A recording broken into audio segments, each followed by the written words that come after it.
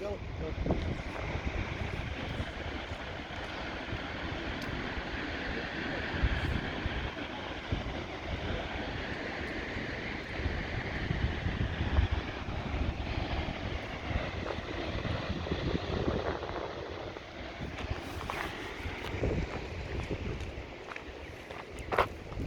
хочешь хороший панорам.